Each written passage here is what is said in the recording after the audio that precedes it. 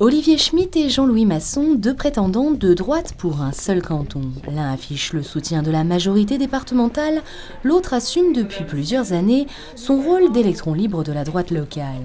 Conseiller général depuis près de 30 ans, Bernard Herzog a choisi de tirer sa révérence.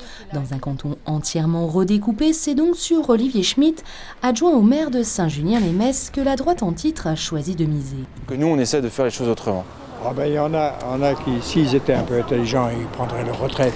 Alors c'est ce que fait mon suppléant. 40 ans, père de famille, acteur socio-économique et sans aucun autre mandat en poche que celui d'adjoint, Olivier Schmitt veut incarner le renouveau. Accompagné de Marceline Legrand, adjointe à la Connexie, il défend aujourd'hui le bilan de la majorité sortante. La politique politicienne, finalement, n'a plus écho auprès d'eux, n'a plus écho auprès de nous. Et véritablement, pour traiter leurs problèmes du quotidien, eh bien, il faut partager leur vie et avoir la même vie qu'eux, tout simplement. Alors c'est vrai qu'aujourd'hui, on s'inscrit dans la majorité départementale et dans tous les projets qui ont été menés et qui seront encore menés.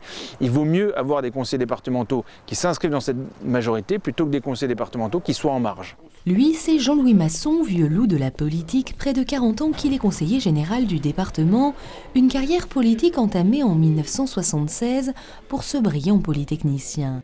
Voilà, et puis si un jour vous avez besoin de moi, ben vous me faites signe. Ouais, En général, il n'y a pas trop de problème. À 68 ans, ses adversaires le disent redoutable, parfois exaspérant, souvent ingérable. Redécoupage oblige, c'est sur le canton du Pays Messin que le sénateur d'hiver droite est candidat. Je dis simplement que je suis le candidat qui se présente pour défendre le canton, pour défendre les habitants, pour proposer des solutions aux habitants. Il y a d'autres candidats qui se présentent pour défendre des idées politiques, ce qui est tout à fait respectable. Et puis il y a un tandem qui se présente en étant pour jouer le rôle de sous-marin du maire de Voipy. Dans ce canton très disputé par la droite mosellane, c'est le maire de Montois-Flanville, Éric Guilinault, qui portera les couleurs socialistes. Réunion publique improvisée dans un café, rencontre avec les agriculteurs, les socialistes ont moins d'une semaine pour tenter de convaincre leurs électeurs. Ah, ça c'est la dure réalité de la campagne, hein. Les pieds dedans et c'est parti.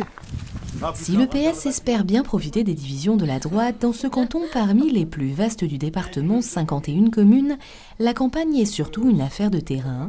Les candidats socialistes ont d'ailleurs fait du recul des inégalités de services une priorité. Il y a aujourd'hui une autre façon peut-être de faire de la politique ou d'apporter ces services au public. C'est très simple. Va-t-on continuer à construire des établissements pour accueillir des personnes âgées ou, comme nous le proposons, plutôt investir dans l'humain, dans celles et ceux, les aidants qui accompagnent les seniors. Est-ce qu'il est plus important aujourd'hui de créer des crèches? Non, puisqu'on sait que c'est déficitaire et que ça demande des moyens financiers importants. Ce qui est important, c'est de miser sur les assistantes maternelles, sur des formations importantes. Dans ce canton du Pays Messin, les socialistes devront composer avec la candidature dissidente du Front de gauche. À droite, une autre candidature pourrait également bousculer les cartes avec le binôme frontiste Olivier Bochat et Pascal Gendarme. En 2008, le Front national avait frôlé les 10% dans le canton de Pange.